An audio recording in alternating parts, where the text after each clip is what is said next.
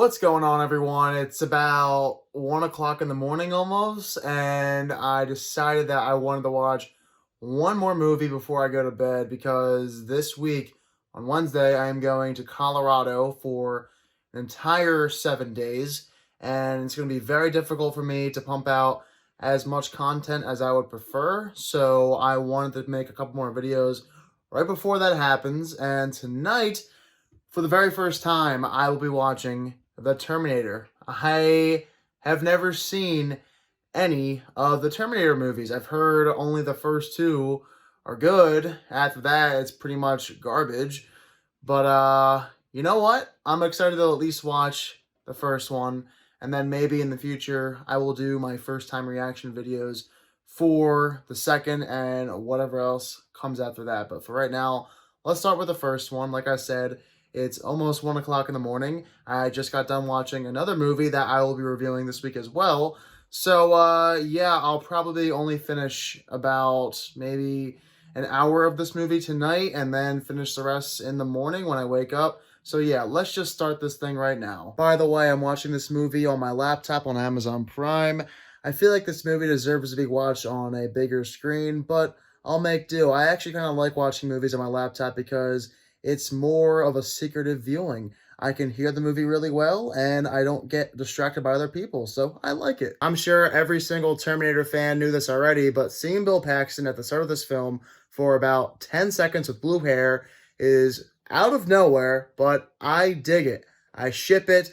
I thought it was hilarious. He does not last very long in this movie, but just seeing him about 2 years before his role in Aliens, a much larger role, is pretty cool. It's very past my bedtime, but I got through a little over an hour into The Terminator, and so far, this movie is amazing.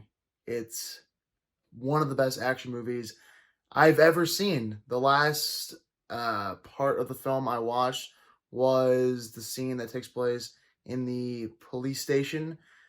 My jaw dropped. There are so many great action sequences within the first hour of this film that it's unheard of. Arnold Schwarzenegger in this film as the Terminator is mowing people down. It doesn't matter whether or not they are important characters or not. He'll kill whoever he has to kill to get the job done, and Sarah Connor is running for her life. I will watch the rest of this movie in the morning. I only have about 40 minutes left, so when I wake up, I will watch it immediately. Kind of tired, but excited for the rest. Let's do this. Officially finished The Terminator. I went into this film not having huge expectations, but I should have listened to everyone else because this is one of the greatest action movies ever made. I did not expect this movie to be nearly as good as it was, and boy was I surprised. Arnold Schwarzenegger has such a presence on the screen as the Terminator. He is phenomenal in this film, despite only having a couple of lines. But Linda Hamilton steals the show. She gives the best performance in the movie. She's right up there with other 80s action stars as one of the best. Michael Biehn is also in the film. I think that's how you pronounce his name. He was okay in the movie. Some of his lines weren't well delivered, but other times I liked him a lot. The acting across the board, for the most part, is pretty good. Michael Biehn, though, he's not great. I think it's mostly just Linda Hamilton and Arnold who are the best here. The extras, I mean, this is 80s action. You can't expect the extras to give good performances too. All of them are pretty bad. But that's what makes this movie so awesome. It doesn't have to have great acting. As long as the action and the main performances are good, that's all I'm looking for. I also greatly enjoyed the horror elements in The Terminator. Going into the film, I heard that this is more of a horror compared to the second, which plays out more like an action movie. It has all the 80s nostalgia I could ever ask for, and in terms of the greatest action sequences I've ever seen,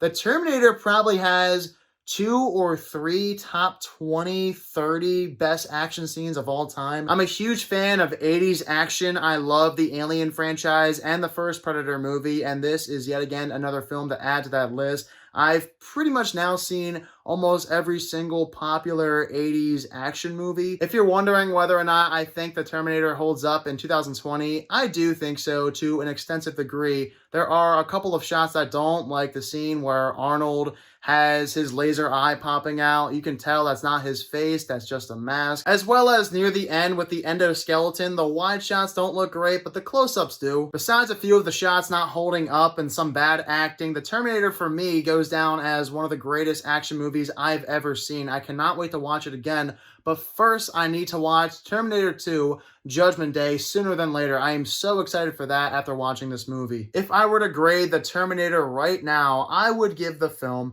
a 98%.